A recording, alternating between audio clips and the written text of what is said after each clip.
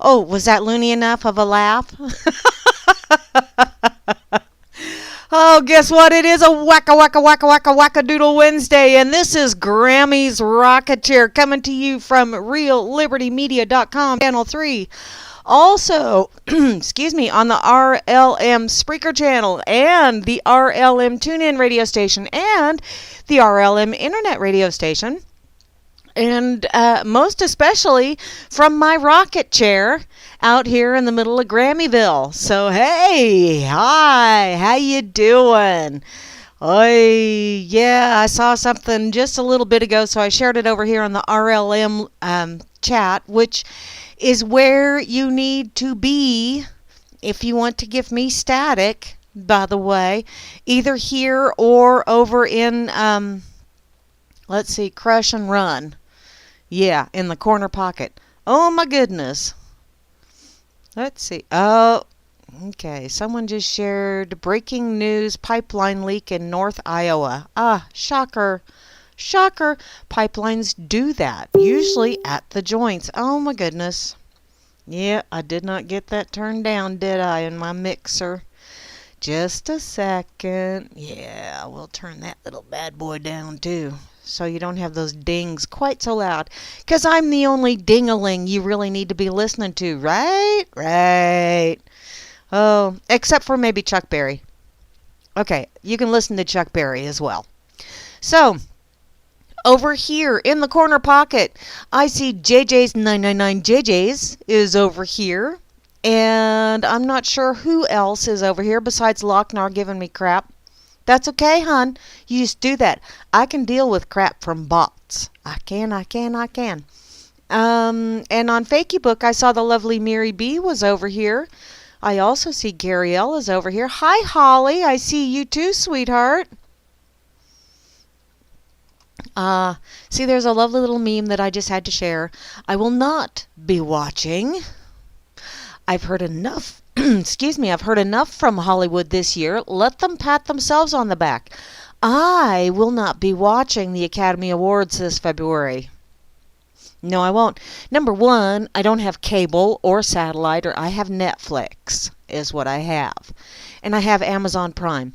And even if I did have it, nah, don't think I want to watch.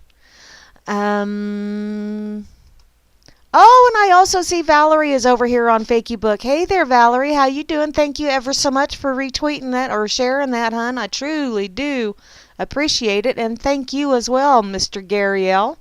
Ooh, that rhymed. Thank you, Barman and Barman from Freedom's Network, for tweeting me over there on Twitter. I now have 336 stalkers. I am so proud of myself. Excuse me. And thank you ever so much, Grammy, for putting that little notice out there on the effin' site, that Freedom's Network, as well. I truly do appreciate it. Grimmy's over here and laid in and mental pancakes and the lovely Mary B from Down Under. Hey there, hi there, ho there, y'all. How you doing? I'm not sure if TD is over here or not today. I don't see her logged in. All kinds of interesting things being shared over there. Rain and Sock Puppet. Hi, how are you guys doing? I hope you're having an absolutely wonderous whack-a-doodle Wednesday. Don't be whacking there, Sock. Or if you do, I don't want to know about it. I have Rascal on my lap, by the way. You're sure what will, let's see. It will live stream on Twitter if I really want to see. I don't want to see nothing. What am I when I'm, huh?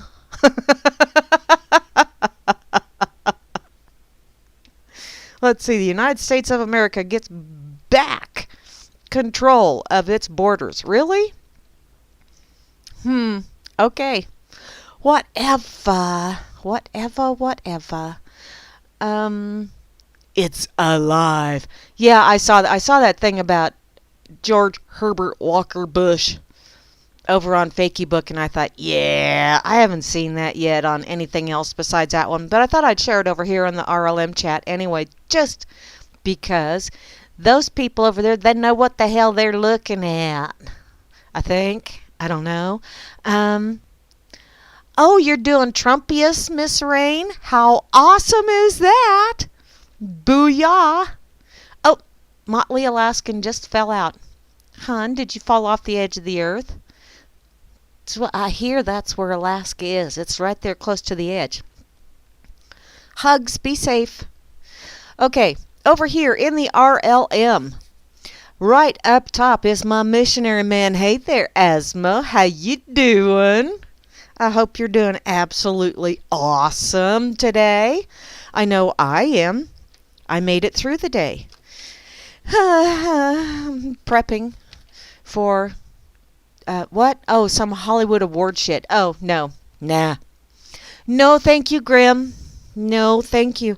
They do such a wonderful job of brown-nosing each other, and you know, I have freckles on my nose, and so that's about all the brown I need to see on anyone's nose. Thank you very much. Okay, and I see Barman is here as well. Hey there, Barman. How you doing, darling? Once again, thank you ever so much for tweeting me. And the lovely Beth Z is here. Hey there, Beth. Beth was on a rant this morning.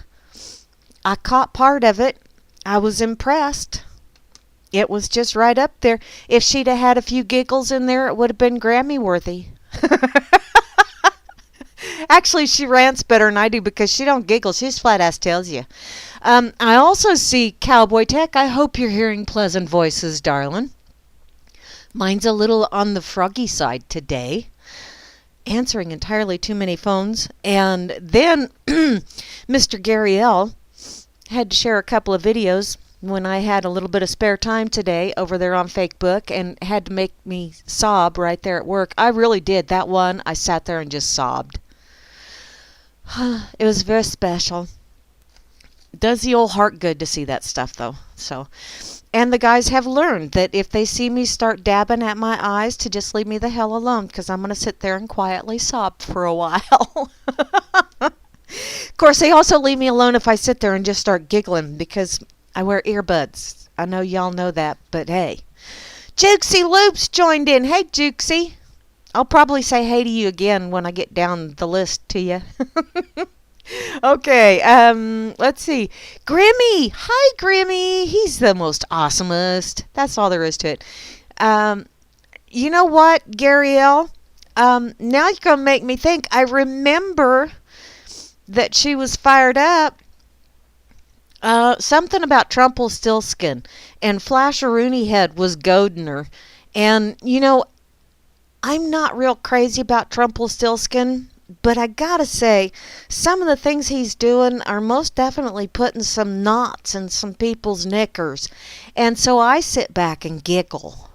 You know, so if for nothing else, entertainment purposes, I'm kind of sick and wrong like that. Oh, greenery. It was great. There you go, Beth. There you go. Okay, where am I at? Moosey! Hey, Moosey, how you doing, woman? Congrats to Zach on his wonderful weekend with hockey. That's just absolutely awesome. Oh, did you just fire up just now? Oh, see how you are, Beth. Rub it in. I see how you are. Have you ever felt like this? I don't know, Cowboy. Do I want to click on that and see? Hugs to you too, Jukesy Loops. No, I'm listening. It just takes me a minute to process so much stupid all at once. Oh, yes, Cowboy. Actually, I do feel like that quite often. And sometimes it's when I'm listening to one of my old broadcasts and I go, holy, yeah, did I really say that out loud online? Wow. Sometimes I really impress myself with my overachiever mode, don't you know? Okay, Kate is here. Hey there, Kate. How you doing? You know, Moosey and Kate are the two that I always, whenever we play trivia, well, I don't play against Asmo very often because he's not online very often when I am, but yeah, when Moosey and Kate are playing trivia and I'm trying to play because I got such wonderful internet out here in the boonies, and so, you know, my lag is a little bit lacking, so to speak. But when those two are in, it's like, why do I even bother? Why do I bother? I keep thinking I want to just mentally stumble them, or someone needs to take some string and tie their fingers together so they don't type so well. That's my story, and I'm sticking to it. Okay. Will someone please toss a pie at Keith Oberman's face? Why waste a perfectly good pie, free and enslaved? That's my question. Okay, let's see. Where am I at? Okay. Kate, hi, sweetie. Trust no one is in the house. Being untrustworthy again. Or no, he's just untrusting. So, which that's okay. If that's how you roll, honey, you just roll that way. Chalcedony is here, or Chalcedony. Or maybe it's Charleston, New York. I don't know. Inquiring minds.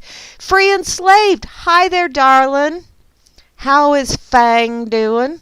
I saw earlier that he's getting up there and gonna have to start watching his not so girlish figure, huh? Getting to be pretty heavy. Although that breed, yeah, he's gonna be a big boy. Gary L is here. Hi there, Gary L. Give Gigi's Boo a big hug for me if you would, please. I truly appreciate it. She's so awesome. You guys had an awesome show Sunday. I got to listen to most of it. I kind of sort of went on Grammy forget mode. For it's not to be confused with Gitmo. It's just Grammy forget mode. But yeah, and then it was like, oh crap. Gary L and Gigi's Boo are on, so I had to hurry up and run back upstairs and get you guys going again. But excellent show. Thank you ever so much. You guys always do an excellent show. I'm here, kind of, sort of, maybe. Well, I'm kind of whack-a-doodly, but that's okay. I've grown used to it. IB Don C is here, as well as Java Doctor 2. And looky there, P. Bunyan is here. P. Bunyan, bless his heart. Yesterday, for some silly reason, some of the comments that was going on in the chat before I left work were kind of sort of tweaking some buttons, you know, that I thought I dealt with from days of yore. And, yeah, so he kind of sort of got the, although I tried not to be too much of a butt munch. I just stepped away from the computer because that's how I roll. You know, if something really, really gets my goat, then I step away. You know, I'll speak my piece, but then I step away before I really step in it. And so, yeah, he said a few things that tripped some triggers and made me go, ooh, I'm going to say something I probably shouldn't. So I stepped away. The lovely Rain has joined us over here on the RLM. Hey there, woman. How you doing? Rascal, sweetheart, leave my scarf alone. Silly kitty. Rob Works is here. I do not see a bubbler, hun. Where the hell is my bubbler? Even though it's just kind of a cybernetic contact high kind of thing going on, I still need it. I have grown quite accustomed to that. Phantom! Hey, Phantom! How you doing? I know you're not here, but I'm saying hey to you anyway, just in case you listen in. Triggered already? That was yesterday, sweetheart. Not triggered today. Yet, Surly. Yet. Give me time. Actually, I do have a couple of things I stuck in my pocket that I'm sure I'm going to go kind of off the deep end with, but that's okay. I know how to swim. Dakota is here, as well as Frumpy. Feeling frumpy. Frumpy is my weekend mode. Not you, Frumpy, but frumpy attire. Yeah, there we go. unless I have to go somewhere. Jehovah One is here, as well as Juana Taco. And you know what? I did not get my breakfast burrito this morning. She didn't come in today. Pout. I need to go and protest in Washington now. Or not. Because, well, I survived. I also see Jukesy Loops is here. Hey again, Jukesy. How you doing, sweetheart? How's the weather in your neck of the woods? I know you're over there on the eastern seaboard, or east coast at least. Kozu is here, as well as KD Troxel. Hey, KD, long time no see in the chat when I'm broadcasting. Meisterbrower is here. Hey, dude. Or Meisterbra, or Meisterbra, or Meesterbra, or however you pronounce. Hey, dude. Party. Metal pancakes. Pancakes. Cakes, cakes, cakes. Yay. Metal pancakes always has brain food. Always has brain food. The lovely Mary B is here. Hey there, Mary B. How's the world down under? I hope the weather is just absolutely splendiferous for you. And Nelson Dubois. Hey there, Nelson Dubois. That's one of those really, get the whole mouth into it. See, that's why it's such a good thing that I don't do video. Although I have had someone tell me that I need to do a video to, but I forgot what the password is for YouTube. To be able to do that shit, log in under the RLM thing. So, yeah, they say the memory's first thing that goes. Oh, well, it's all good. But yeah, I got a couple of local people that are telling me, you really need to do a YouTube video and put it out there and kind of introduce yourself. And it's like, really? Do you really think people want to see me in all my glory? Maybe after Lisa dyes my hair again, because we've decided that there's not enough blue. I want to be a mermaidy blue-haired lady. And then when we get plenty of blue in it, then we'll do a picture, and then you can see I'm a little old blue-haired lady. Just not your typical little old blue-haired lady. Haha. Back to where I was. Hi, North Force One. How you doing, sweetie? I know I get so easily distracted. Vinny, did you hear that? I said your name. Sock Puppet! Hey, dude. How you doing? I already know. Down there in Florida, the weather is absolutely glorious. I don't want to hear about it. Brat butt. What? Jukesy said it was 65 degrees earlier today. Oh, I'm gonna sit here and pout just a wee bit. TG4RH is here. I think I know who that is. I think that's Surly. Oh, thank you, Beth. Beth just informed me that the reason why the memory is the first thing that goes is so that you care less and less about the crap. Booyah! See, bonus round. I knew there was an absolutely awesome. Oh, and have freaky fun? Woo! I'm trying to remember what freaky fun's like. It's been a while. Did you hear the whine? Do I need some cheese and crackers to go along with that? I think I do.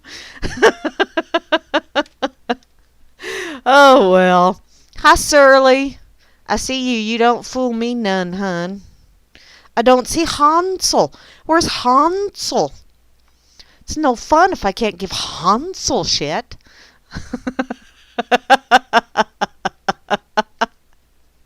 Wee! Freaky fun. Ooh yeah. Ooh yeah. Oh, well. Never mind. Okay, and to round out the crew over here in the RLM is Vil _, which I'm still trying to villainy. I'll think of something eventually. Probably at 2 in the morning. And no, I'm not going to jump on the radio just to say, I had an Acme light bulb moment and realized what that underscore was for after Vil. I'm not going to do that. And then by the time I wake up, I'll have forgotten it again. And as Beth Z says, I won't care. Okay. Oh, Cowboy sending messages to Vinny. Now, I'm going to come over here and look in my pocket because my dear sweet sister is also addicted to Damon James or Damian James. And I love the way he writes. You know, it's not necessary. I don't necessarily agree with everything he has to say, but I love the way he writes. And oh, awesome, Mary B. I'm so glad it's all good down there. Before I get to reading this, because when Loop-de-Loo shared this over on Fakeybook, she said it's rather long. And I did see that it was rather long. Nothing really to remember other than insert / remove, repeat as needed. Ah.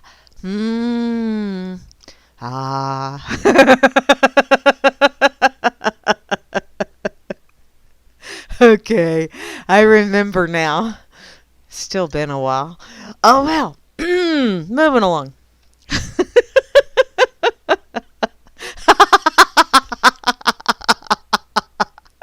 Good one, Rain.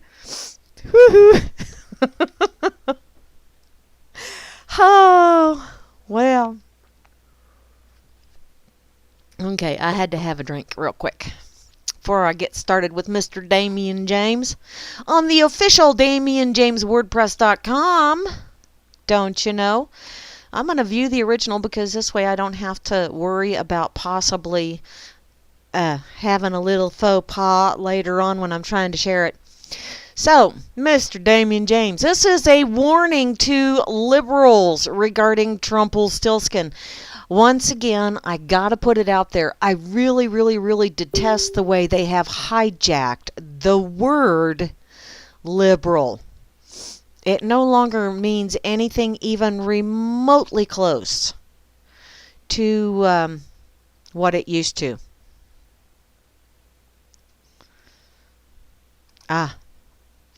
Brother Joey just commented on my little thingy about the Academy Awards or whatever the hell they are.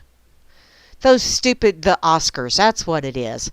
He said that he's only watched it once or twice, and so they won't miss him either, which is fine, you know. But, you know, you get enough of us going, up yours, not gonna watch ya. They might actually kind of go, ooh, oh, look, Weeda's here, and so is Ian. Hi, sweetie. Hi, Ian. How you doing, hon? Long time no see. I hope everything's going absolutely wonderful for you guys. And Weeda, you're so awesome. We still need to get together again, hun. Just for shits and giggles for a weekend. You know, to have a girls' shits and giggles weekend. Okay. George Soros has ties to more than 50 of the women at the march. Well, how many women were at that march? I'm kind of curious about that. And the other thing that, you know, I'm not curious about anymore because now I know not only are they nasty, they're frickin' slobs as well. Because, yeah, did you see all the shit they just left lay? Obviously, these people haven't learned to pick up after themselves. Obviously. Okay, I'm going to get back to Damien. Ooh, you should hear the Omen music in the background. Let's see. Okay, here we are. Donald Trump has been inaugurated as President of the United States. Now what can / should be done? Go cry in your post toasties? At this point, all the protesters against Trumples, all the violence against and the public shaming of his supporters have failed. All the relevant recounts have been run and tabulated, and the shrill celebrity speeches and low-class mocking of Trumples and his family have changed absolutely nothing. He still became POTUS. So now you liberals are at a precipice, and you're the ones who've put yourself there. And if you're going to be little lemmings, lemmings have a tendency to just fall right off of that precipice. So, what? Okay, I see ladies are talking here. Yes. Leftist women's. You know, they actually, chronologically, and that's one of those things, one of those videos that I saw, I kind of sort of went on a tirade. I think it was the one of, what's her face? Ashley Judd. Yeah, I went on a tirade on that one and kind of pointed out that, number one, Viagra is prescription, whereas tampons and pads are not. And if you really wanted to have, the tampons and pads and all that fun shit be tax-free, which means they would have to be by prescription. Well, not necessarily, but, if you want them to be treated the same as Viagra, then you would have to go to a doctor and get a prescription from the doctor for your tampons or your pads. And you would have to pay the extra premium, the extra bleeders premium for your insurance policy.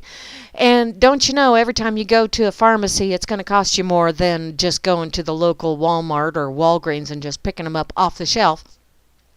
Plus, if supplies got tight or something like that, then you would have to, or it might actually be cheaper to purchase them on the black market, or in this case, it would probably be the red market.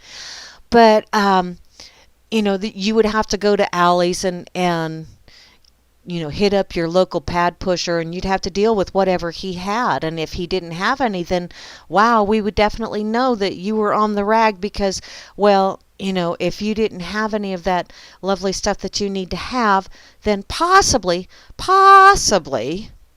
you would have leakage all down the... But, you're already a nasty woman, so who cares? But basically, I pretty much called them all little girls, all petulant little girls that were having their little pissy fit, like little 3-year-olds can do from time to time. Well, I'm a special little snowflake, and you need to stop picking on me, and damn it, I want to be more equal than everybody else. And once again, there is no such critter as more equal. It's either equal or it's not, unless you're talking about those little blue packets. And then you can have as much equal as you want. I don't know, does that shit have aspartame in it? Go right ahead. Chow down. It's obviously not going to do. Oh, organizations. Thank you, Beth Z. I'm finally seeing that on the scroll here. Wow. I really kind of get off on a tangent, don't I? Yes, she is certifiable, but that's okay. Oh, Mary Tyler Moore was a hoax death too? Well, I saw that it was over on it's over on Twitter that it had been confirmed by her publicist, so I don't know, but whatever. You know what? Everybody dies. That's kind of the way it works here. You only get to ride for so long, and then you have to check out. They close the gate, boot you out, because it is a big old honkin' roller coaster ride. So, okay, I'm going to get back to Damien now, if y'all don't mind, because I'm really quite tired of the petulant little girls that left a mess. Even my granddaughter knew better than to leave a mess like that. Wow. Although she would sit in her timeout bench and say, I won't back down. No, I won't back down. She did that several times. Very cute. You had to walk into another room to giggle. Oh, well, back to Damien. So, in a world of debating / arguing, there are 3 types of people. Only 3? The first type are those who have done the work of gathering the facts, setting up arguments and positions based on the facts, and are capable of countering any and all arguments to the contrary. Yay, I know a lot of those people. Most of them hang out in the RLM. The second is the smart idiot who understands that they don't have all the answers and leaves themselves a concession position to fall back on in a discussion or an argument. in case it doesn't go their way. Concession positions are points that can be agreed upon by all parties about the state of the world that will allow them to save face when they concede the argument. Wow, I need to learn that saving face, and although I should have learned that like 20 years ago, so that on those mornings when I look in the mirror, I go, wait a minute, I saved a face from 20 years ago. Let me slap that bad boy on this morning. Different kind of saving face, obviously. And the third type is the full-blown idiot. Booyah! I think we all know what that one is, too. These ones, they make wildly inaccurate claims that can't be proven or substantiated, then doubles down by calling people names, refusing to admit that they're wrong when all of their arguments have been destroyed, and or resorting to violence because you're a bully and I need a safe space, and since I can't have my safe space, I'm gonna break shit. 3-year-old. They have nothing to fall back on because they've burned all those bridges with their angry, ignorant rhetoric. And none of their positions represent the conditions of the, wait for it, real world, or at least the one that most of us observe on a daily basis. Progressive liberals, in case you're wondering, fall into that last group. No. Really, Mr. Damian James? I'm shocked. Please explain how that happened. It's time you faced it. You lost the selection. Okay, he says election. I'm going to say selection. I'm talking in a bigly way. Ooh, a bigly way. Whee! I mean, it's just huge. You lost the Electoral College and presidency. You lost the Senate. And you lost the House of Representatives. You lost most House and gubernatorial races across the nation. You lost this election resoundingly. But the outcome of a contest isn't the only issue of interest in this discussion. It's not whether you win or lose, it's how you played the game.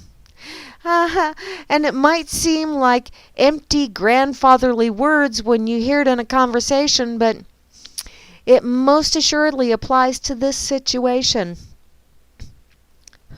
Excuse me. You progressives/Democrats have so heavily relied on demanding and bribing and shaming and coercing voters in recent times that the concepts of listening and discussing and reaching an agreement have been dropped from your political playbook entirely. I mean, look at the complete role reversal leading up to and after the election, if you don't believe me. I and many others saw your phony, stirring social media posts about healing the divisions within this country that you spewed non-stop leading up to this election. Apparently, you were fully convinced that victory was unavoidable and certain.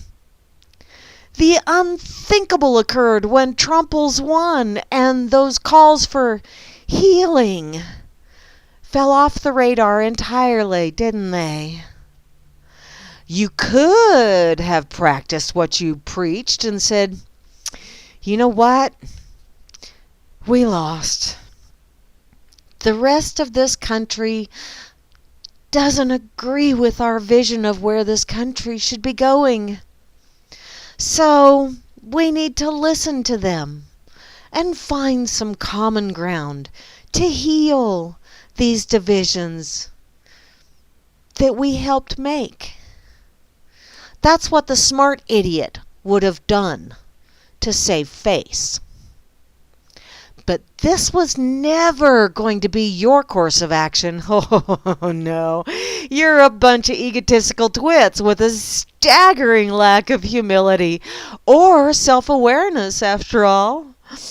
Which is tragic, because operating with humility in class was your only way out of the discussion that you've been losing for quite some time. I mean, come on.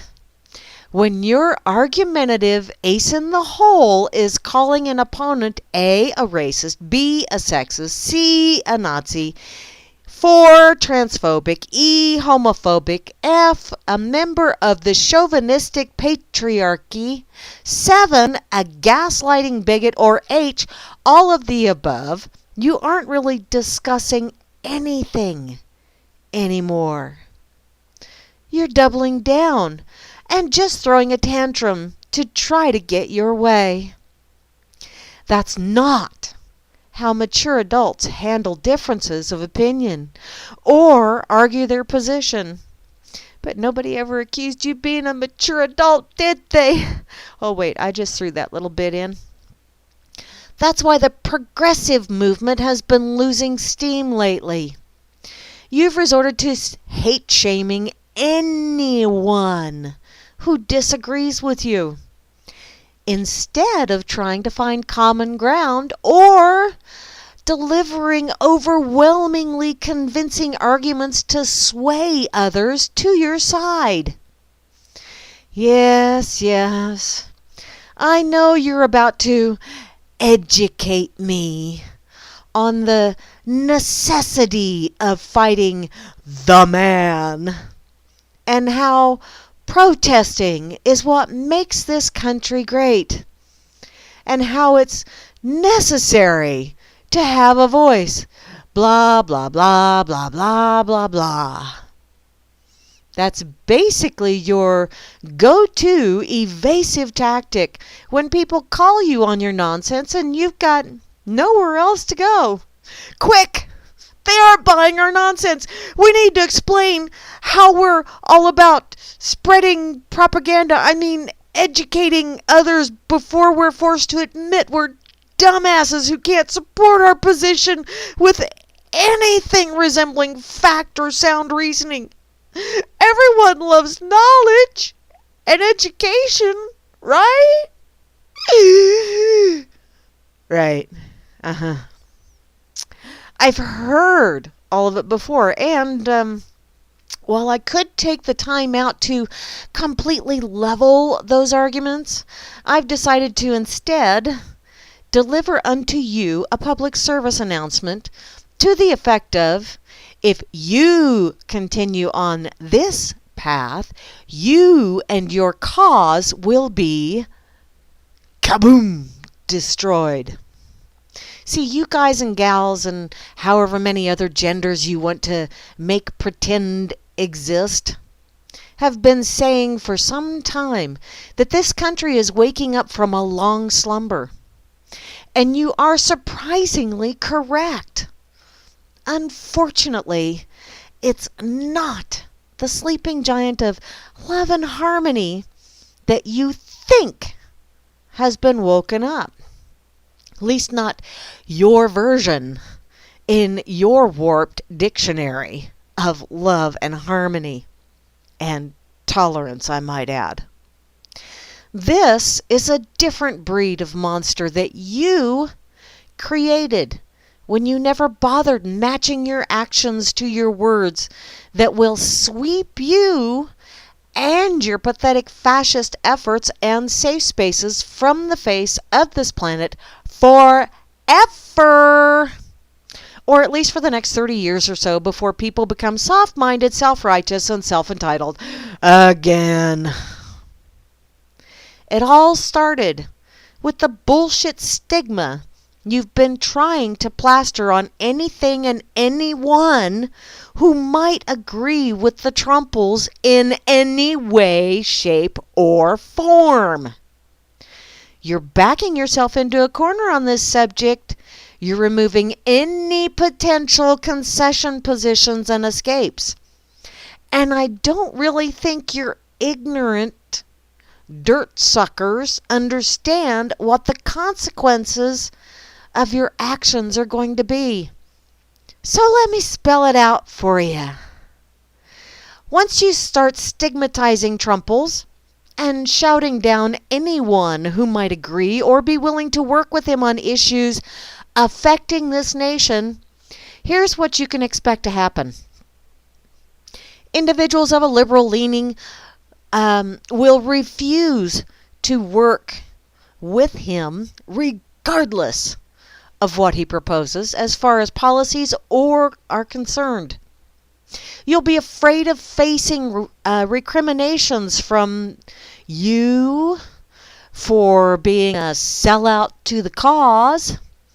You've already attacked prominent actors, entertainers, and lawmakers for doing just that. Well, you might think this is a clever way of protesting his presidency and forwarding your liberal progressive cause. You're absolutely wrong on this matter. What it'll do is force Trump to work with people who are willing to work with him because they don't care about your opinions, feelings, or safe spaces, and strongly agree with the populist trolling he was utilizing during his presidential campaign. Crap-paying, too. I'm talking the full-on fire all the illegals back across the border from a cannon and build a 5-mile-high impenetrable wall complete with moats filled with AIDS-infected alligators to keep illegals out kind of people. And those kind of people also don't realize that that wall also keeps them in, but I digress. The true believers of the arch-conservative world, yeah, Trump is going to find the best people for the job who are willing to help him find solutions to this country's major issues, regardless of their political affiliation. A lot of conservatives will applaud your decision and say, good riddance to all those goddamned liberals out there who refuse to work with him on anything. But do you really think liberal causes or America is going to be better off by refusing to be part of any kind of solution? The Affordable Care Act is an example of what happens when you don't get the best and brightest of all political leanings to work on a solution to a problem that nobody really wanted to solve in the first place. That legislative dumpster fire has had far more downside than up to it. That's just a fact at this point. It's no longer an opinion or up for debate amongst people who are serious or well informed on the issue. If you think otherwise, you're wrong. Moving on. And this leads to the second reason. Once you decide to not work with him on anything, the rest of the country won't view you as valiant crusaders who are stalwart and brave, the true defenders of America. Let's cut the shit on that kind of thinking. You'll be viewed as obstructionist assholes who would rather burn the whole thing down because you can't have it all than become part of the solution to bail out and patch a sinking boat. And that, my friends, right there is what I see going on and have seen going on for quite some time. The lovely little obstructionist assholes that would much rather burn it to the ground than try and, even if it's just step away from the game board. No, y'all got to tip the whole goddamn table and send everything flying because you can't have it, you bunch of wankers. He goes on to say, Republicans did that in 2009, and how did that work out again? Yeah, right. You are literally repeating the same mistakes that Republicans of the past made 8 years ago with this obstructionist stance. Yeah. It's like I said on Twitter earlier today. Revolution, traveling in a circle and winding up where you started out. Evolution is starting a new path. The bad thing for you is Trump looks like he wants to actually tackle things like poverty, jobs, healthcare, and immigration. He doesn't look like he's going to be one to wait around for people to get on board with what he's looking to do. And the odds that he's going to keep his mouth shut about the political deadlock that's been a consistent theme in Washington are about the same odds as a space invasion from unicorn-riding leprechauns, which I think I just saw one of their ships go by not too long ago. It was shiny and green, and it came down a rainbow.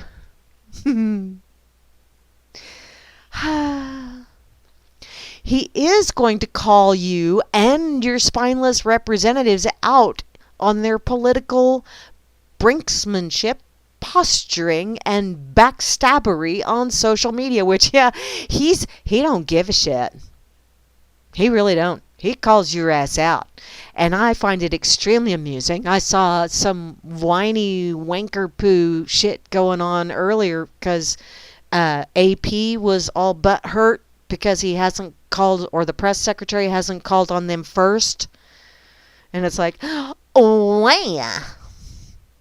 And the more he talks to the American people about possible solutions that he's kicking around, many of the undecided voters who voted Democratic are going to start wavering when they realize that he's serious about the job and is legitimately trying to find solutions to better Americans' lives, which I'm still holding my breath on that one. I'm not really holding my breath because I don't think Smurfette would be a good look for me, but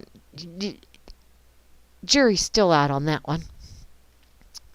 They'll bail on the obstructionist Democratic ticket in 2018, causing even more congressional seats to go rebloodlickin'. Once he starts getting more legislators in who are willing to work on what he's proposing, he'll start cramming all manner of legislation through that you won't be able to have a say in or stop. And I got to throw this in there real quick, since I'm at the end of that paragraph anyway. From what I've seen, and granted I haven't seen all of the executive orders that he's done of late, but number one, he is actually using executive orders properly. I got to put that out there. He is using them properly. He's not creating new law. He's just deciding how existing is to be managed, how it's to be paid for, and if it cannot be paid for, put it on a freeze until they figure out how they can pay for it. That's part of executive orders. That's what the president's supposed to do with those things. Don't you know? But I could be wrong. Here I go, sitting on that fence. I'm going to get a chapped ass, I'm sure, out of this whole deal. Not. To carry on. And once he can make the portrayal of Democrats and liberals being obstructionist crybabies opposed to real solutions complete, the liberal progressive movement will be dead. Which means they'll still be voting Democrat. As in week-old, upside-down, floating, smelly, goldfish kind of dead. Ew. Wow. Thanks, Damien, for that graphic image. I'm going to need to work on my mental etch-a-sketch now. Nobody in America will believe or listen to a single thing you have to say because they'll know you're a bunch of spineless, self-indulgent, deluded little peckers who can't understand the responsibility of political power or doing what's best for this country. I do like the way he said that. Deluded little peckers. I like that. In case you hadn't noticed, this new understanding of the progressive movement has been evolving and expanding across the country for the past couple of years. and should have been blatantly apparent to you when America voted Trump into the White House. It's not like he's a George Washington / Jesus hybrid with decades of political experience, after all. The fact that he won against you, the media, nearly all the celebrities from Hollywood, a wide variety of special interest groups, and shitlery should tell you that you are losing the moderates, centrists, and undecideds of this country. They're starting to actually see what progressives and their ideals are really about. Hate shaming those who disagree with them, using hate speech to belittle and shame dissenters, practicing intolerance and ignorance, resorting to violence instead of honest discussion to resolve differences of opinion, and refusing to compromise on any and everything, including their moral crusades that are composed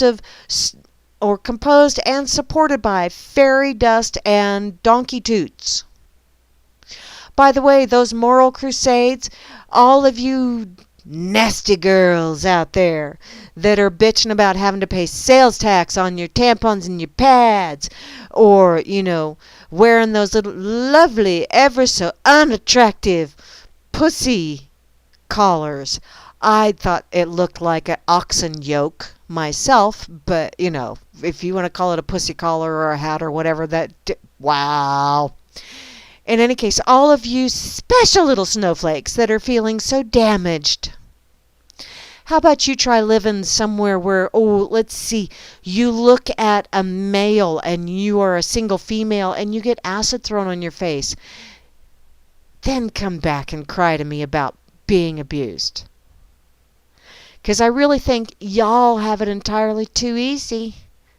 If that's all you've got to bitch about is sales tax on your tampons and pads, y'all need to grow up just a skosh and go check out some countries where they're not quite so kind to yo kind. Just saying. Back to this. This leads directly to the third reason why avoiding Trumples will destroy the liberal progressive crusade. Up to this point, I've only casually mentioned the consequences of treating Trumples like gonosyphilis, something like that. The above was just to show you what's going to happen to the variety of advisors that Trump will surround himself with and how the composition of Congress will change. That was all about how your refusal to interact with him will affect the policies of his administration and how his ideas will become law without your input in the long run.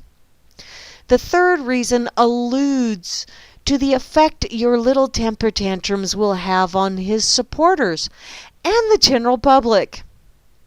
And this one is more dangerous to you personally.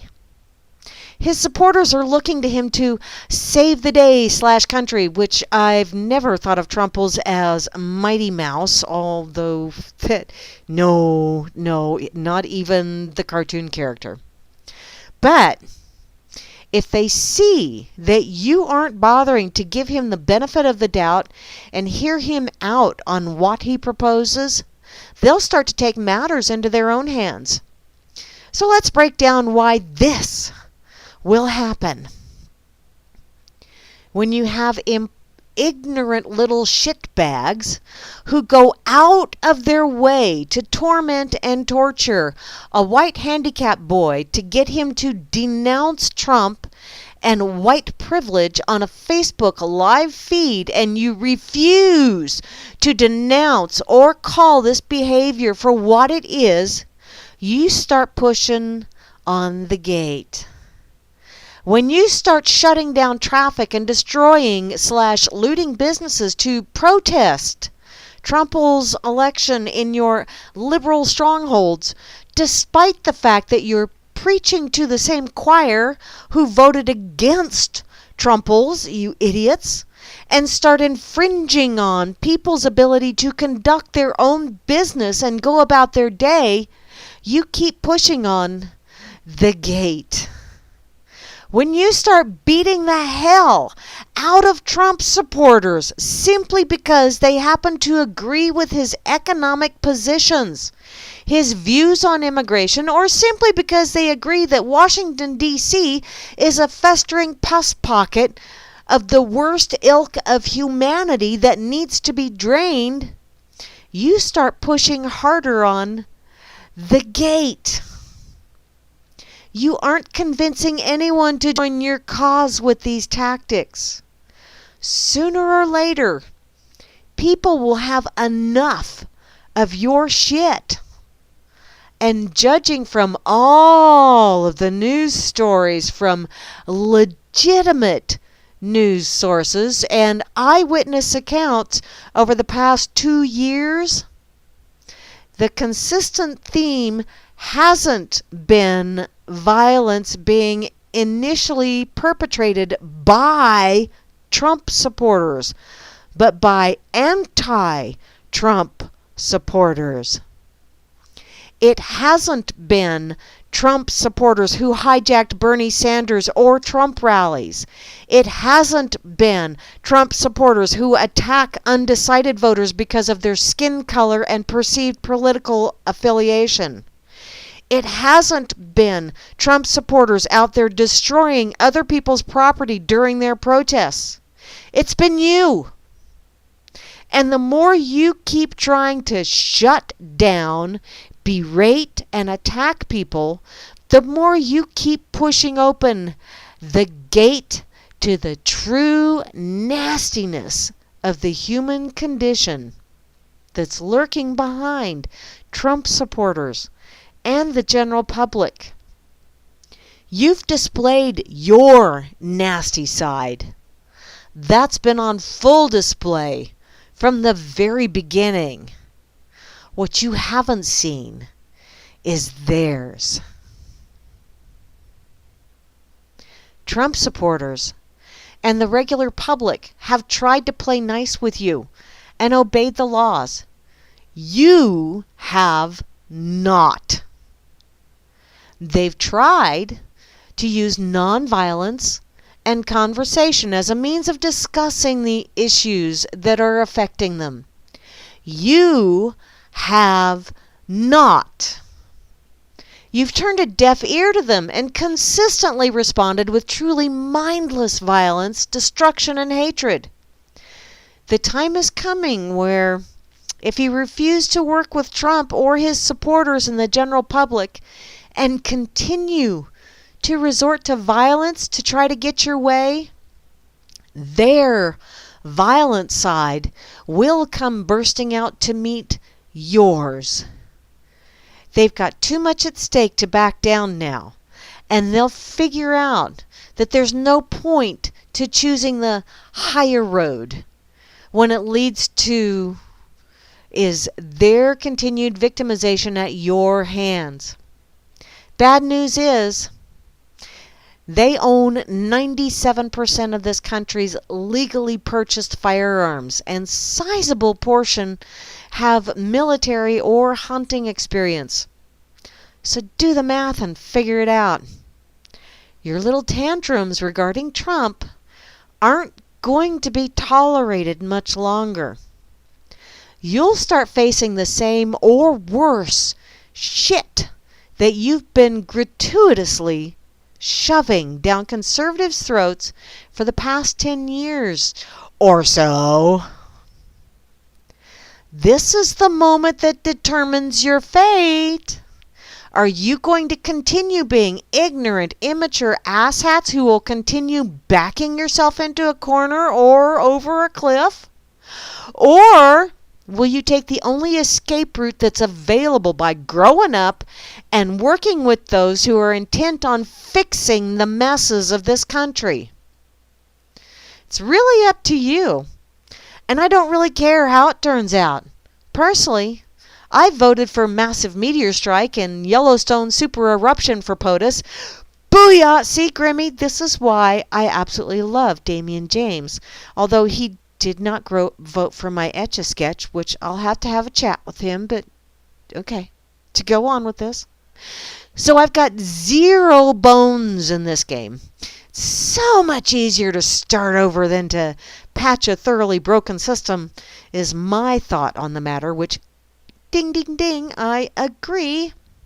So, just a thought I'd give you a little heads up as to your limited options in the months and years to come. You're welcome. Now, yes, Miss Beth Z, I see you said something. I'm going to, illegible handwriting? Just a sec. Let me grab this link so I can copy it, and y'all can read it yourself, and you can see all of the verbal stumbles that I did, and you can see where I threw in my own little 2 cents worth. Okay. Thing is, Grams, when the law gets laid down on them, they will think it. Yeah. They will think that they are justified in everything that they do. Yes. See, told you so. See, this is how they are. See, doesn't make a shitting bit of difference how many times they poked us in the eye with a fucking needle being a bunch of little pricks. No, that doesn't make a shitting bit of difference. When you finally get to the point where your eyeball is about to hang out of on your face because you've tried to turn the other cheek, but you can no longer see enough to try and turn the other cheek, and you finally get to the point where you slap the fucking little prick out of their hand. Excuse me, there's the F-bomb of the evening, by the way. Yeah. Made it a whole hour before I dropped it. In any case, when you finally get to the point where you slap that little prick out of their hands and slap the little prick upside the head, then they're going to say, see, I told you, see what kind of meanies they are. Yeah, I know how they roll. I honestly do, because I raised children. I know what 3-year-olds are like. I know what siblings are like. I have several. I have grandchildren. I know what that kind of behavior is like. So, yeah. Rob works! Yay! I see the bubbler! Yay! Awesome. Hooty doody waddy? Handwriting? What are you guys talking about with handwriting? I see handwriting. Gun control, 4th Circuit Court appeals, concealed carry permit, firearms, civil rights. What?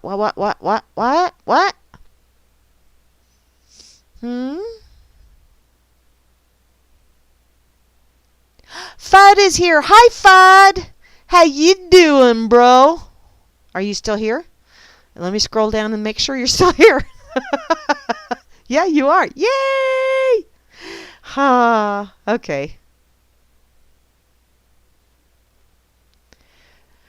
I don't know what you guys are talking about with the handwriting. Oh, you've been told you should be a doctor or a chicken? That's a good one, Rain. Yeah. My handwriting has gotten a lot worse in the last few years, but a lot of that I will blame on when I worked at the grain elevator and had to sign an awful lot, like at least 1,000 tickets a day, of trucks in and out and all that fun shit. And yeah, so my signature went to shit. It's actually getting a little bit better now because I'm taking my time again. And when people look at me like, really? Does it take you that long to write something? Yes, it does. Because I want to be able to read it as well. That's always the wonderful thing about, when you write something, being able to read what you wrote and go, oh yeah, I remember what I say. Oh, hi TD, I see you, lady. Woohoo! I'm going to put Damian James over here on this lovely effing site. I really do love Damian James. He writes so fun. I wish he had an email address so I could send him a fan letter. Honey, I love the way you write. I'm sure he's a very young child, and that probably terrify him that, oh my God, who is this person? Just a harmless little old Grammy lady. It's okay. Okay, Sissy Pooh shared this over here on Fakey Book, but I'm going to share it again just because it is awesomeness. Just got to say. At least from my perspective.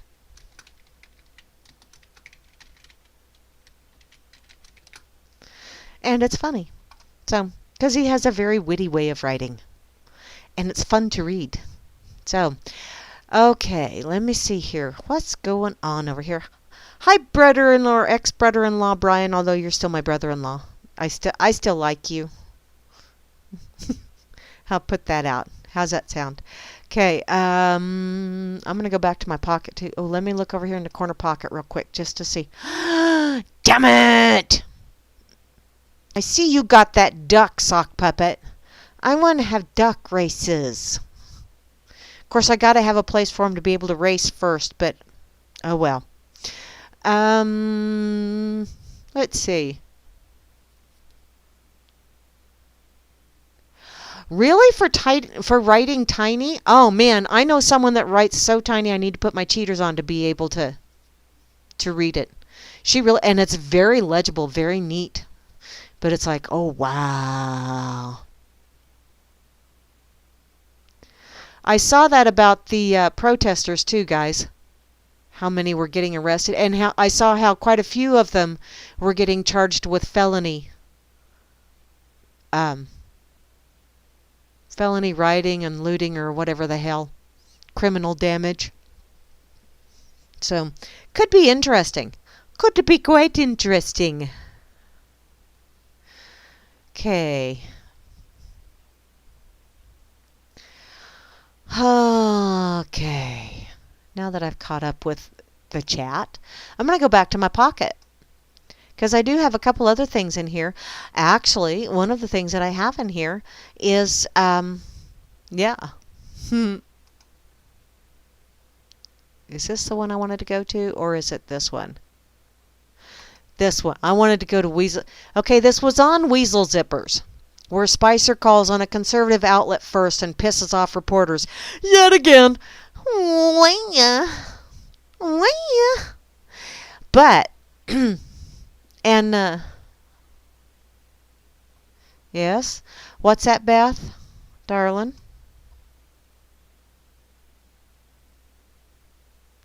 Oh, tiny writing means concentration? Ah, I did. And attention to detail. There you go. Well, tiny is, see, and tiny, she does write very tiny, but she's the one that, I kind of gave her a little bit of a picture in one of my science fiction magazines and then I gave her an idea of what I wanted to have, and she actually drew the tattoo that I have on my left leg. So she's a hell of an artist, and yeah, she did an amazing job. Amazing. So, but yeah, she writes vivid tiny. Okay. Yeah, this is on lifezet.com. And it's, okay, as soon as it finishes bringing up. Polizet, Politics Explained. It's on LifeZet, but this is in the politics, or in the Polizet section. Snubbed by Spicer, AP throws temper tantrum. Apparently, the Associated Press lashes out at younger outlet after being passed over at White House briefings. Somebody call a ambulance. The old way of doing business in the Brady briefing room of the White House is now over, and the Associated Press is not happy about it. The legendary wire service, founded in 1846, is usually the press secretary's first pick at White House briefings. But under POTUS, Donald Trumpelstiltskin's new administration, White House Press Secretary Sean Spicier Than You Know, this is funny, has so far not called on AP for the first question. On Monday, he called first on a reporter from the New York Post, a conservative tabloid. That brought some murmuring from the mainstream media. Murmur, murmur, murmur, murmur, murmur, murmur, murmur. Do you hear that? That's what's going on. They're all going. Trump and Spicer had disrupted the normal media pecking order at White House briefings. Pecking order. So, pecking order belongs to peckerheads, right? Uh-huh. On Tuesday, the pecking order was disrupted again when Spicer called on LifeZette reporter first. Liberal journalists on Twitter erupted with characteristic indignation. But the normally staid AP, sensing Trumples and Spicer might be establishing a new way, joined the wine fest and lashed out Tuesday night with an error-filled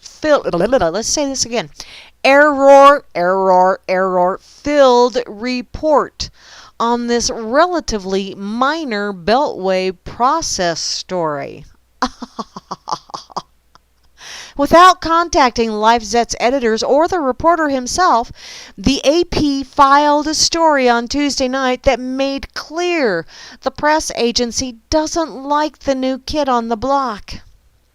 White House Press Secretary Sean Spicer took the first question at his briefing Tuesday from a reporter who works for LifeZette, a website founded by Donald Trump supporter Laura Ingraham that published some untrue stories during the 2016 POTUS campaign, the AP wrote. In their zeal to slur LifeZette, the AP got the name of the LifeZette reporter wrong in its initial report. Wrong answer. The reporter, Jim Stenson, asked Spicer when President Trump would follow through on campaign promises about immigration. The AP wrote in the piece about the without a byline, Spicer taking the first question from Stenson attracted notice because before Trump, major news outlets were traditionally called upon to open White House press conferences and briefings. I'm hurt. What the AP failed to mention is that it was AP itself that traditionally receives the first question. Yeah. Oh, no. Look at the other hand. Look at the birdie. Look at the... You meanies. The AP then proceeded to recycle tired, debunked charges that had in the past only been thrown at LifeZette by activist bloggers. AP reported LifeZette released a video, Clinton Body Count, that promoted a conspiracy theory that Shitlery and Slick Willie had ties to the deaths of several colleagues and demon craps. You're calling that fake news?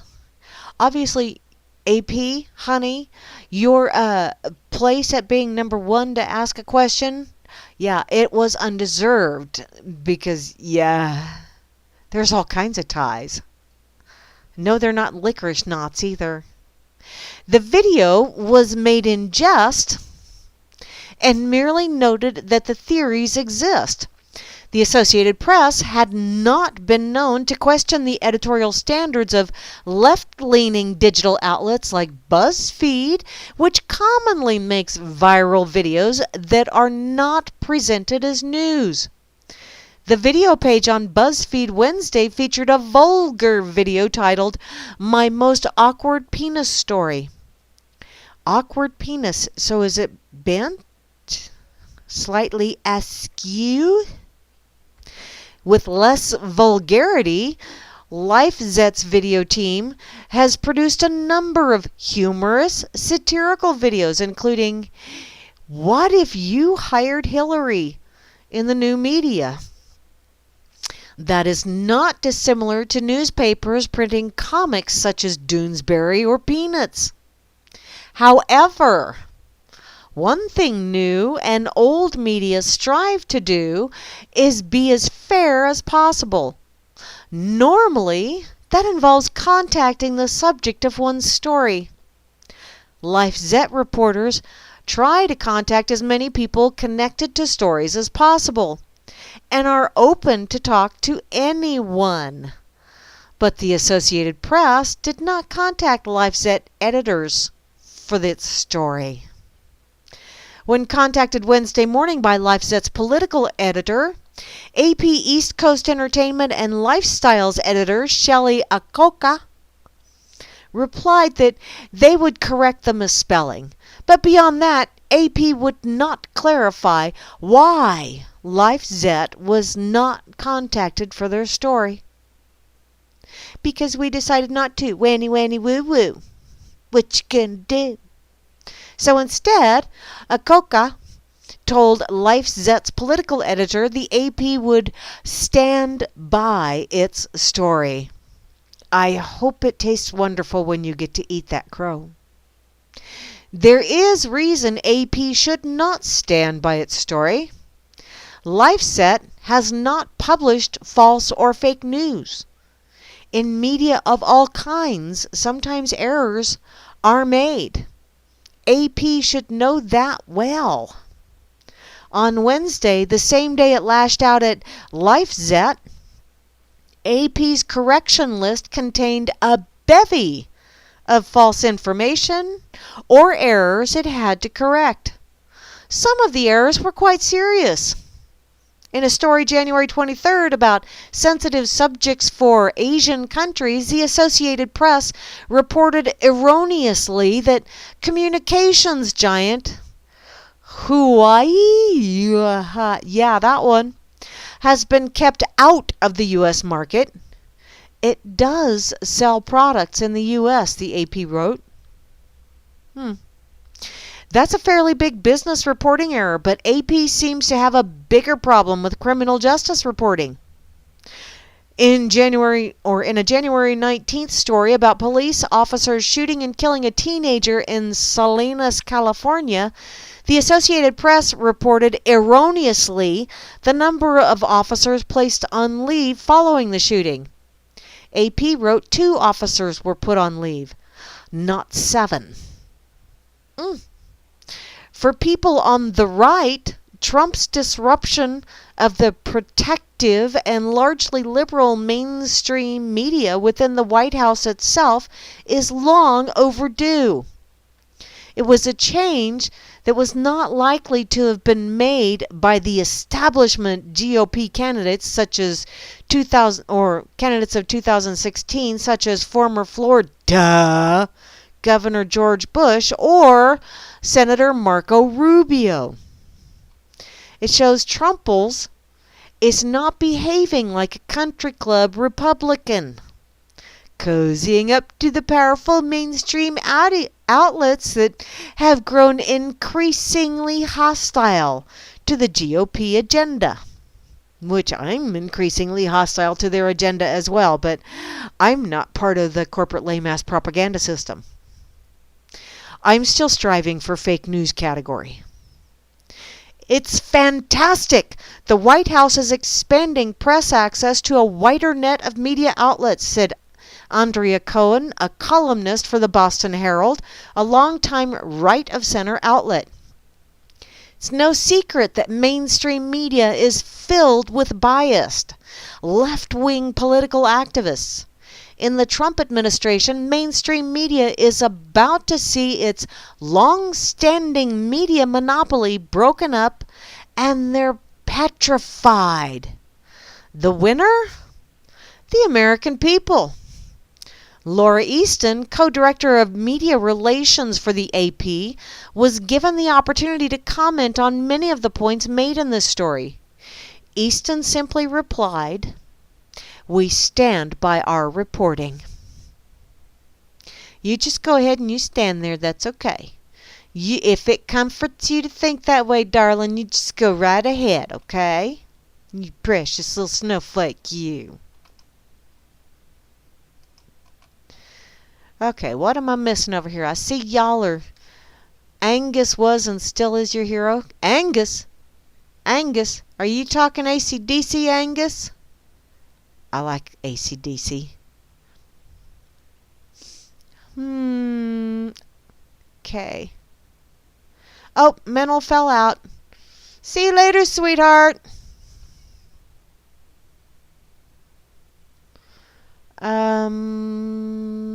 What's this?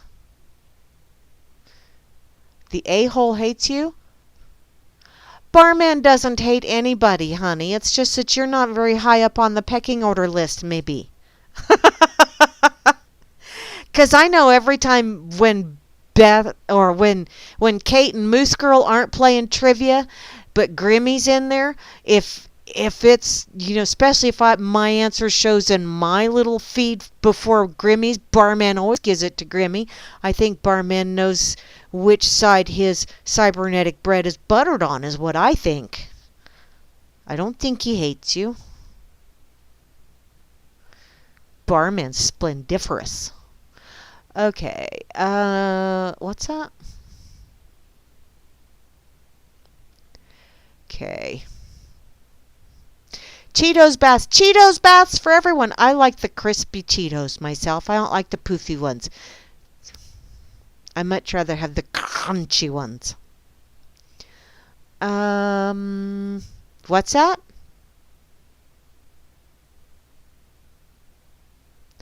Anti-acid. I love anti-acid. She's so fun.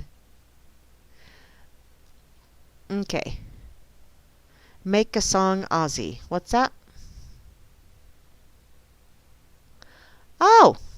Okay. Cool. Thank you, Grimmy. Who let the dags out? Woof, woof, woof, woof. Oh, there's Hugh Jackman. He is pretty. Wow. Okay. And what's the... I gotta see the anti-acid one that Sock shared. Oh, Lord. Oh. Ooh. Oh, damn it. Man, Sock. Some bitch. That's just cold, hun. Wow. Now, see, I'm an extremely curious individual. I mean, I am a Leo after all. Curiosity killed the cat. Satisfaction brought it back. That was not very satisfying. Shame on you. Wow. Oh. Anybody have eye bleach that will still leave my eyes intact? Wow. That hurt. Sock, honey, you not, dude. We're going to go rounds. That's just cold. That's just cold. I need to stop looking at shit. Wow. Ick. I'm going to share this link over here on Fakey Book real quick. Oh, yeah.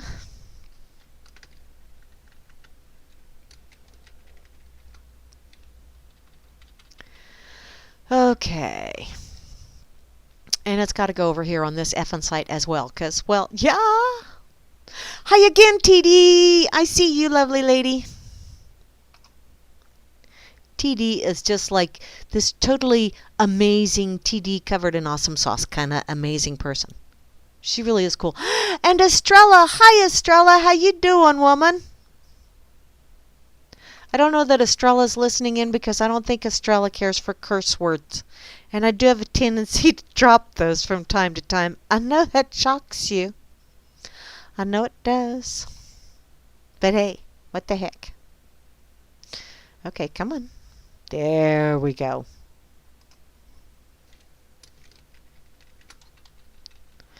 Now, let me find the guy that does the wanny. There we go.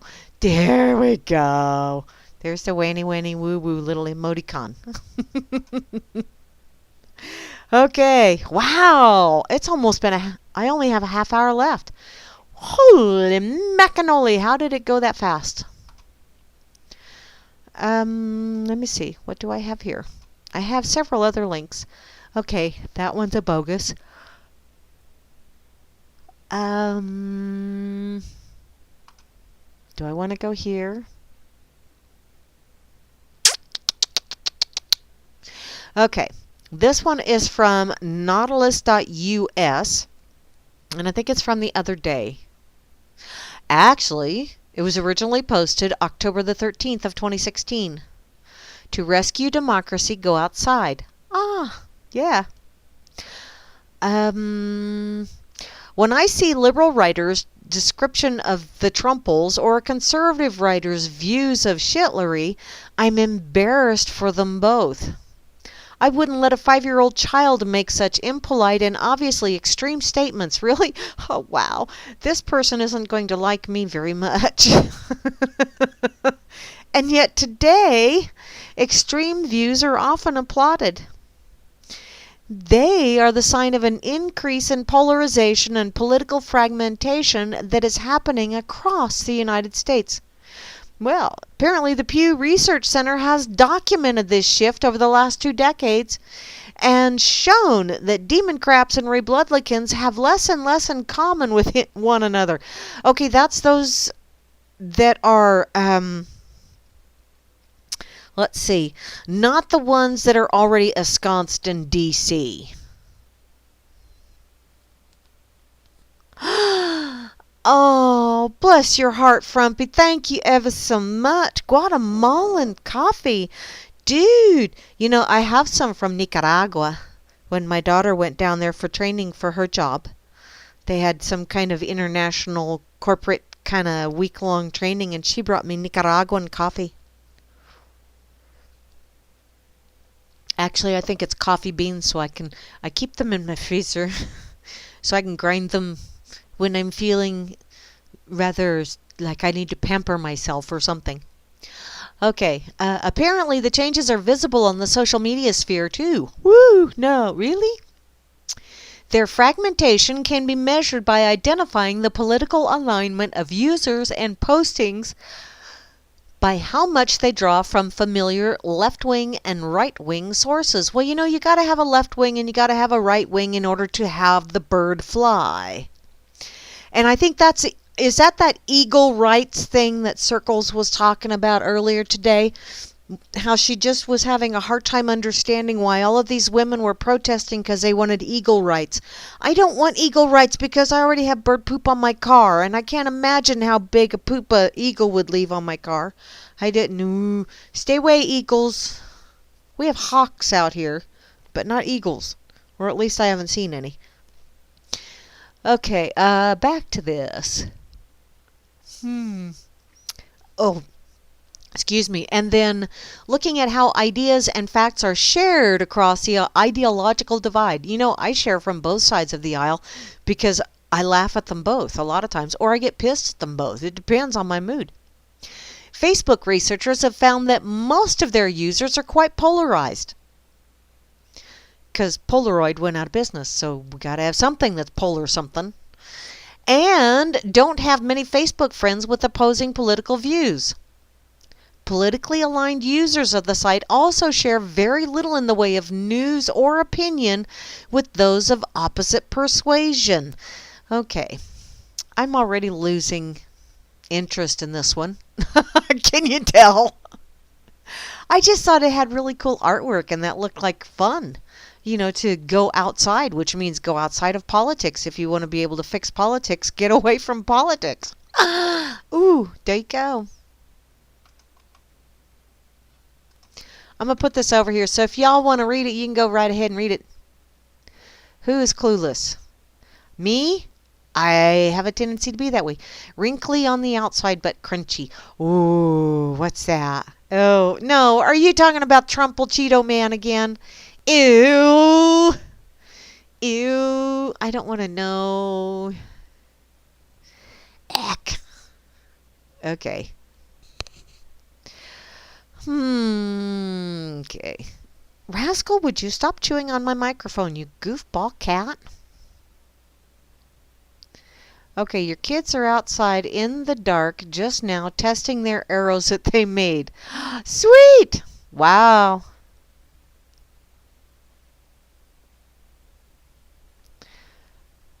Which study which study do you want to see the okay, Israeli Army full force Lieberman? What? Oh, FUD, honey, I shared you that link if that's the one you were wanting. Let me see this. I got to see what Grammy shared. Oh boy, what a shot. So, how much do you trust the lamestream media? 0. That's how much.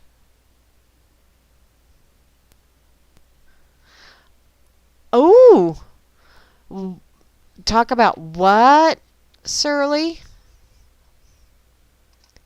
Which link, honey, is that?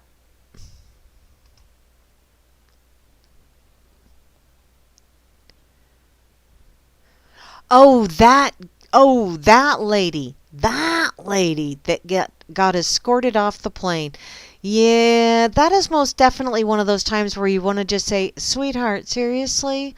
Um Free speech is all well and good, but the wonderful thing about free speech is although you have the right to say whatever you wish, there are also ramifications for that.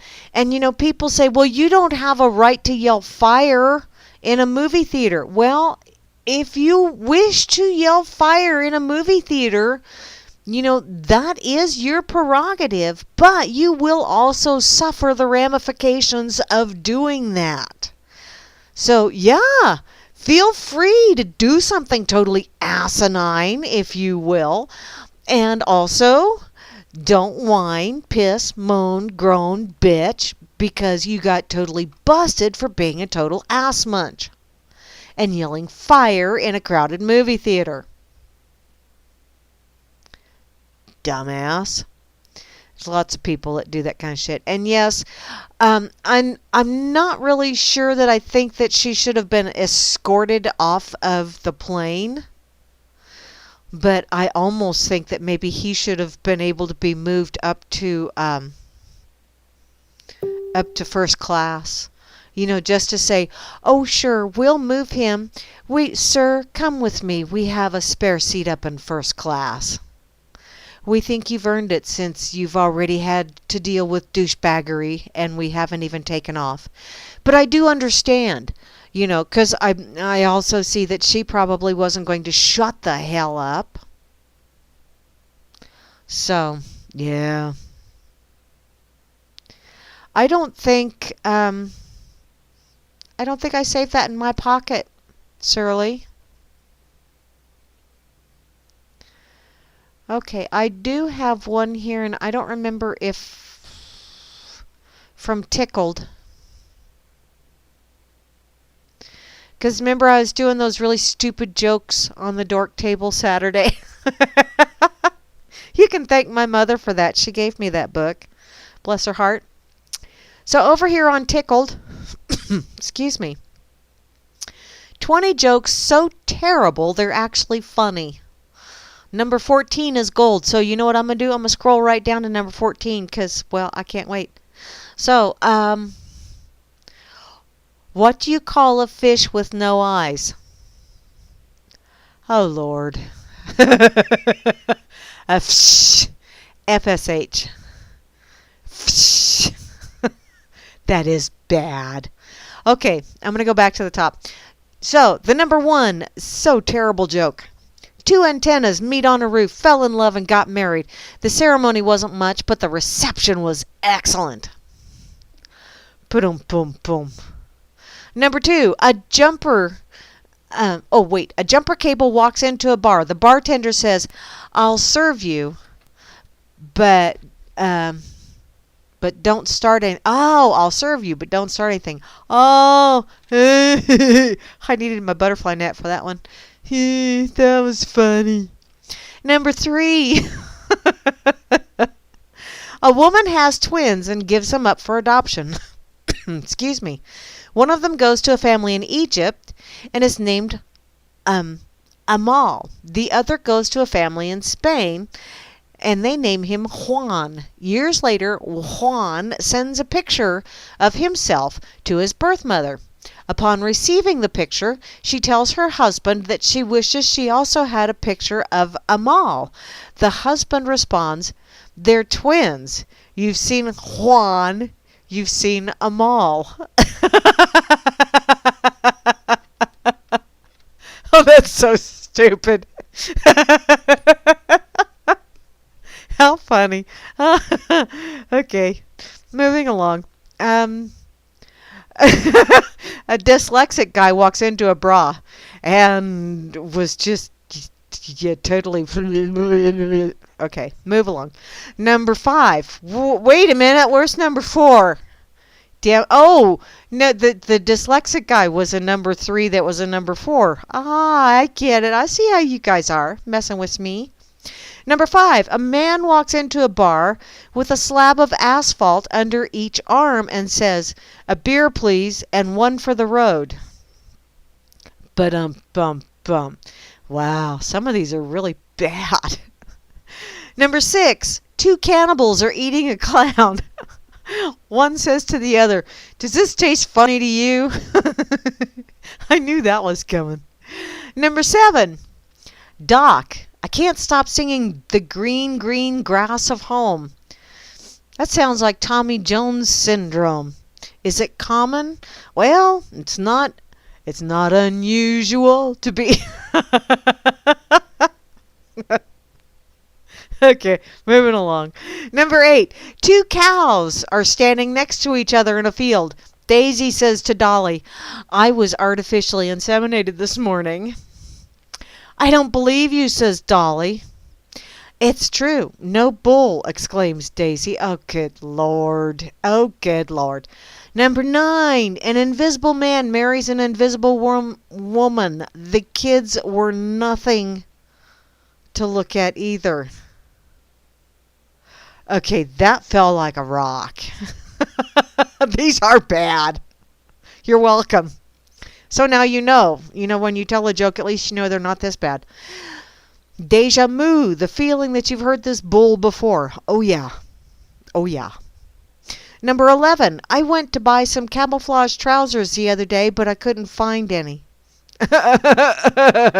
Yeah. Number 12, a man woke up in a hospital after a serious accident. He shouted, "Doctor, doctor, I can't feel my legs." And the doctor replied, "I know you can't. I've cut off your arms." Oh, that one's really bad. Number 13, I went to a seafood disco last night and pulled a muscle. I'm going to pass over 14 because that's just stupid. Number 15, 2 fish swim into a concrete wall. The one turns to the other and says, "Damn."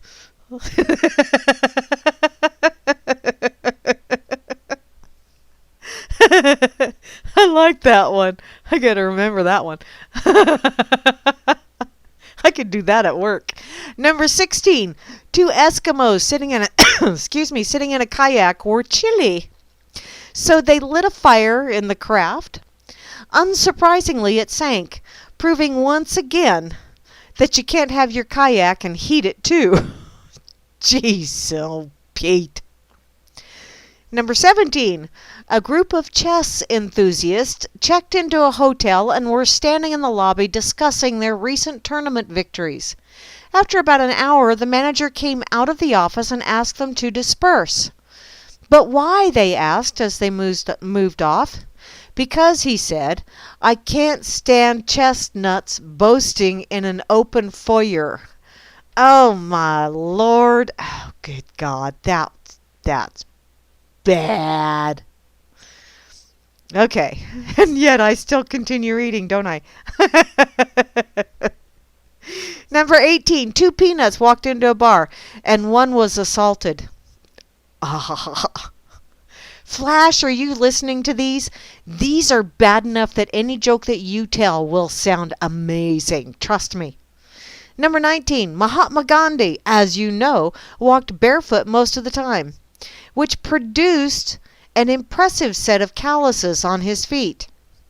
He also ate very little, which made him rather frail.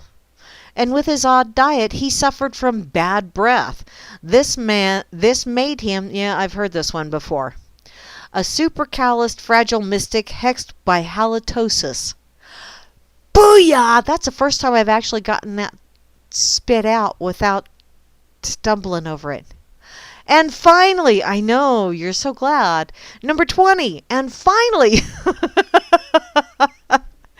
there was the person who sent 20 different puns to his friends with the hope that at least 10 of the puns would make them laugh.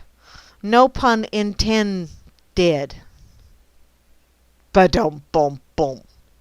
So, I'm going to go ahead and share this in the chat. So just in case y'all care to use any of these, or if you want to just have a little cybernetic funeral pyre, whatever for them, you just go right ahead. Okay?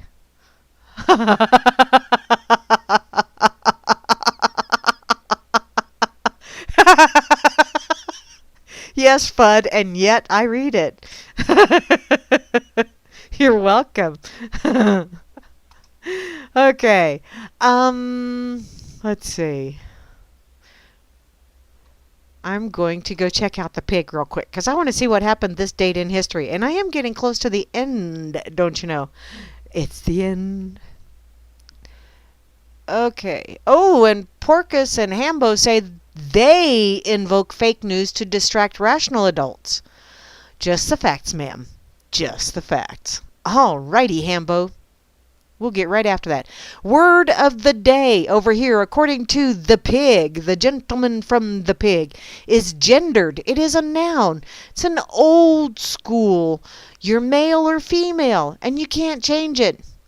Individual who asks themselves entirely too often, what the hell are they gender benders smoking? Because whatever they're smoking, I really do not want any secondhand smoke from that shit.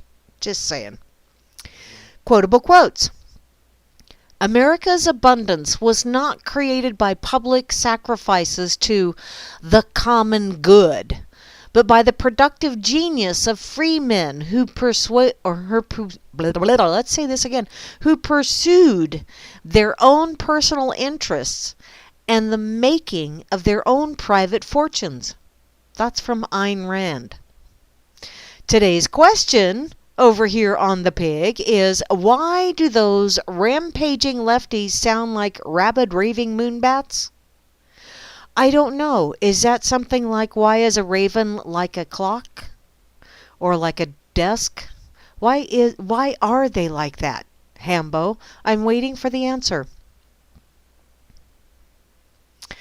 Okay, from the Tasty Tidbits section over here in the pig. Piggest definitions. An atomic bomb is an invention to end all inventions. Boss, someone who is early when you are late, and late when you are early. Conference, the confusion of one man multiplied by the number present. Yeah. See also experts. Compromise, the art of dividing a cake in such a way that everyone believes they got the biggest piece. Conference room, a place where everybody talks, nobody listens, and everybody disagrees later on. Sounds like politics. A classic, a book which people praise but do not read. Yeah. Committee, individuals who can do nothing individually and sit to decide that nothing can be done together. A diplomat is a person who tells you to go to hell in such a way that you actually look forward to the trip. Come along, it'll be fun. Window lickers on the right. Etc. is a sign to make others believe that you know more than you actually do. Experience is the name men give to their mistakes. Yeah. Father, a banker provided by nature. Yeah. A lecture. An art of transferring information from the notes of the lecturer to the notes of the student without passing through the minds of either. Yes, I see someone's flashing me over here in the corner pocket. What are you doing? Person thrown from the plane. Oh, thank you very much there, Sock. Oh, Sock just shared this. A woman gets on a bus with her baby. The bus driver says, "Ugh, that's the ugliest baby I've ever seen." The woman walks to the rear of the bus and sits down, fuming. She says to the man next to her, "The driver just insulted me." The man says, "You go up here and tell them off." "Go on, I'll hold your monkey for you."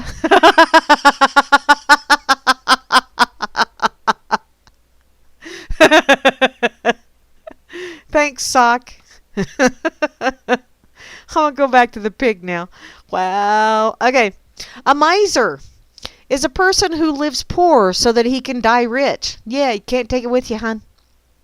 Office, a place where you can relax after your strenuous home life. Not mine. Optimist, a person who, while falling from the Eiffel Tower, says midway, "See, I'm not injured yet." Well, that is very optimistic. Politician. Actually, it's probably someone that's, whew, I'm waiting for the butterflies to fly out their butt now. In any case, a politician, one who shakes your hand before elections and your confidence after. Philosopher, a fool who torments himself during life to be spoken of when dead. Wow. And a yawn, the only time some married men ever get to open their mouth. Good one, guys. You're funny. You're really funny. Sons of bitches. Okay, this date in history. January the 25th, 1955. Columbia University scientists create atomic clock that's accurate to 1 second each 300 years. Joy turns to damn it when some killjoy brings up daylight savings time. Oh, massive suckage ensued. This date in history, January the 25th, 1956, when 38 inches of rain falls in Kilauea Plantation, Hawaii, the Tennessee twerp changes his name to Noah Gore and begins some serious arc shopping. There you go, the bloviating gas bag.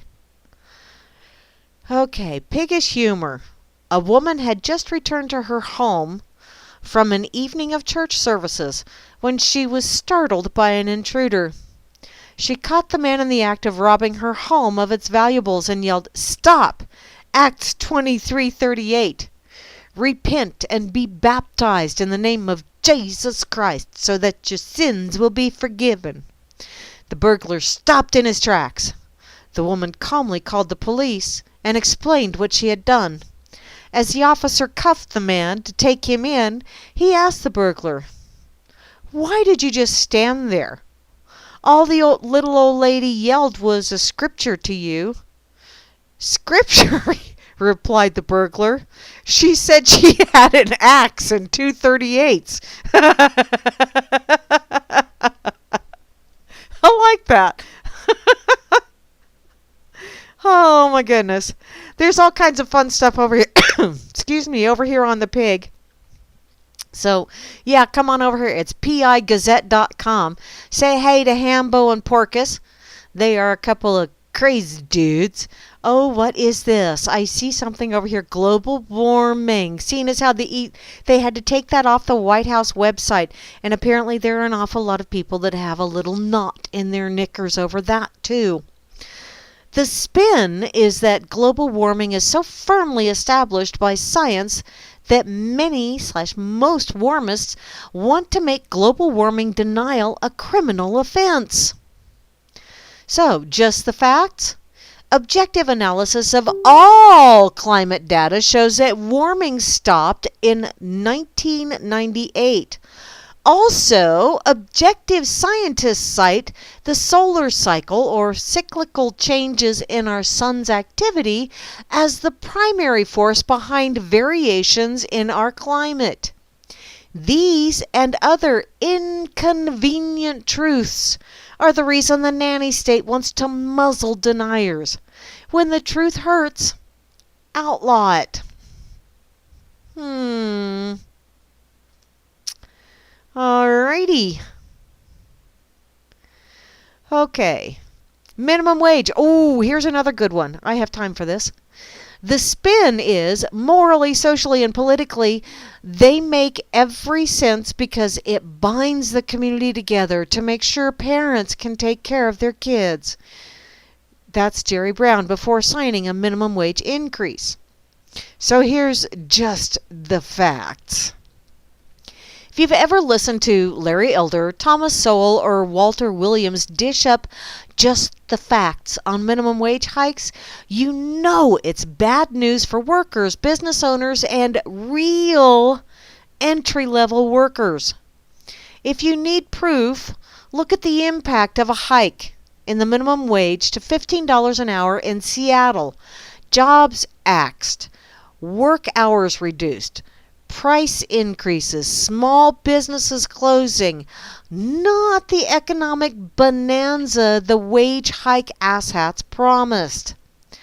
Just because he signed a bill hiking Mexifornia's minimum wage to $15 an hour, Jerry Brown had an unplanned, just the facts moment. Economically, minimum wage may not make sense. Yeah. If he knows better, why do it? Because it feels good.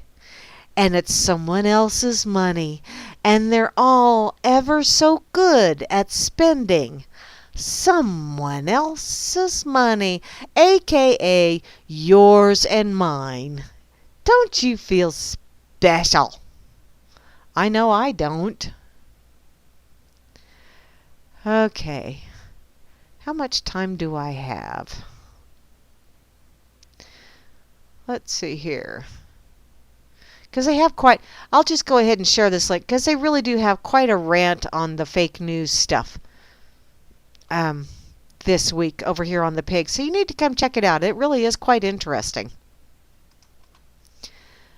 Oh, and I am getting close to the wire. So,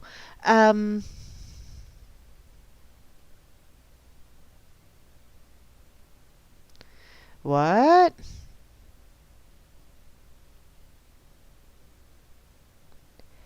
What you talking about here? Permissives and all kinds of...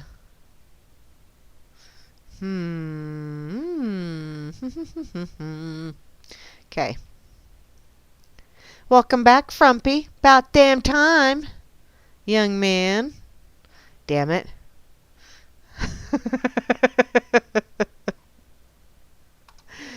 Okay. Let's see. I'm going to close that one too because I don't need that one either.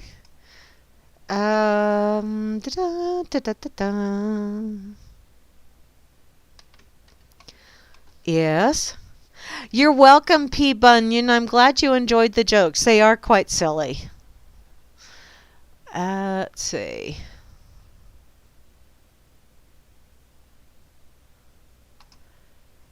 Okay, this is one. 200 fake news sites get the ban hammer from Google AdSense.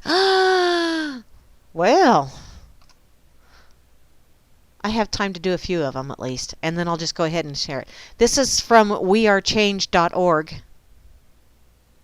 Do you have a list here, sweetheart? Oh, okay. Stop it. Apparently, from Zero Hedge. The crackdown has begun. In the blog post of Scott Spencer, Director of Product Management for the Sustainable Ads, posted on Wednesday, Google said it has banned 200 publishers from accessing its AdSense advertising service for posting fake news stories. Google said it had cracked down on sites which contain ads for illegal products, misleading ads, bad ads on mobile, and ads trying to game the system, and promoting and profiting from bad sites. But the emphasis was on so-called fake news categories, which has dominated media buzz for the past 2 months. This is how Spencer explained his actions. In 2016, we saw a rise of tabloid cloakers, a new type of scammer that tries to game our system by pretending to be news. Cloakers often take advantage of timely topics, a government election, a trending news story, or a popular celebrity, and their ads can look like headlines on a news website. But when people click on the story about Ellen DeGeneres and aliens, they go to a site selling weight loss products, not a news story. Well, I gotta tell you, I wouldn't click on a link that tells me about Ellen DeGeneres and aliens, because I already found out when ancient aliens were smoking pot. So I'm not going there. So we've had long-standing policies prohibiting AdSense publishers from running ads on sites that help people deceive others, like a site where you buy fake diplomas and plagiarize term papers.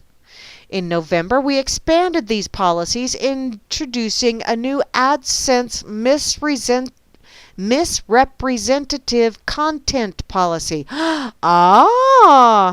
That helps us to take action against website owners misrepresenting who they are and that deceive people with their content. Well, this looks like something y'all need to check out. So I'll go ahead and share it. What was that? Surly? Oh, frumpy. Domestic market China would go berserk. There you go. Okay, y'all have been listening to Grammy's Rocket Chair here on this WHACK-A-DOODLE Wednesday. I will be back Friday with the Freaker Friday edition of the Rocket Chair. And then Grimmy and Moose Girl will be on later on Friday evening with the Freaker's Ball. So yeah, still got stuff coming up. There's also lots of things replaying. And trust me, if y'all want to do a radio show, I think Grimmy's probably got some room. We can see if we can't get you set up. But until then, y'all have an absolutely awesome rest of your evening. Thank you.